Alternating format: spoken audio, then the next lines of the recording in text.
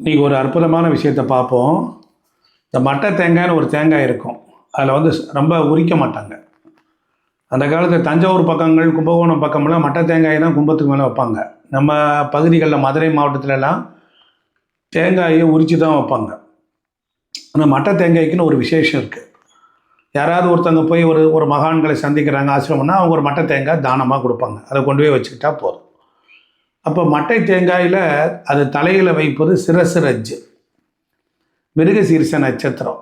அப்போ மிருகசீரிஷம் 2ஆம் பாதம், அது குடும்பத்தில் மூத்த பிள்ளை அப்படி வச்சுக்கோங்க.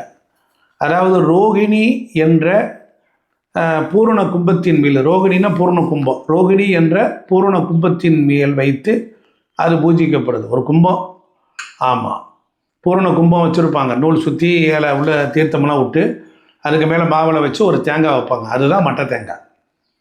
அதாவது காலபுருஷ தத்துவத்தின்படி ஒரு குடும்பத்தில் தெய்வமாக போற்றப்பட வேண்டியவர்கள் யாருன்னா பெண்கள். அப்போ ஆக ஒரு பெண் என்பவள் பார்க்குறவங்களுக்கு சூரியன் ப்ளஸ் சந்திரன் ப்ளஸ் சுக்கிரன் ப்ளஸ் கேது, இதுதான் கண்கள். இதுக்குள்ளே இவ்வளோ விஷயம் இருக்குது. சூரியன் ப்ளஸ் சந்திரன் ப்ளஸ் சுக்கிரன் ப்ளஸ் கேது, 4 கிரக சேர்க்கை இருந்தால் தான் பூர்ண கும்பம். அப்போ கண்களுக்கு பார்த்திங்கன்னா மரியாதையும் பக்தியும் ஏற்படுத்தும் விதமான தோற்றத்தில் ஒரு பெண் வெளிப்படையாக இருக்கணும். எந்த மாதிரி ஒரு மட்டை தேங்காய் வந்து ஒரு கலசத்தின் மீது தெய்வீகமாக பாவிக்கப்பட்டு பூஜைக்கு உரியதாக காட்சி கொடுக்கிறதோ, அதே போல் ஒரு குடும்பத்திலும் பெண்ணும் காண்பவர்களின் கண்களுக்கு எப்படி இருக்கணும், அப்படி மகாலட்சுமி மாதிரி தோற்றம் இருக்கணும்.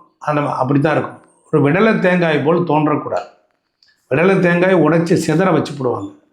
அதாவது திருஷ்டியை போக்குவதற்கும் ஆசைகளை பூர்த்தி செய்து கொள்ளவும் உத்திர நட்சத்திரம், விடலை தேங்காய் மட்டை நார்கள் நீக்கப்பட்டு சிதறுகாயாக மாறும்போது சூரியன் ப்ளஸ் சந்திரன் ப்ளஸ் சுக்கிரன் ப்ளஸ் ராகுவாக உடைத்தல் அதுவாக மாறிவிடுகிறார்.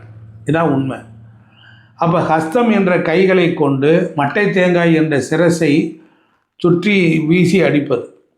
அப்போ ஒரு பெண் என்பவள் காண்பவர்களின் கண்களில் ஆசைகளை தூண்டும் விதமான ஆடை அணியும் போது அதை உபயோகப்படுத்தி விட்டு வீசி எறிந்து விடத்தான் தோன்றுமே ஒழிய அவளை வணங்கும் எண்ணமானது வராது.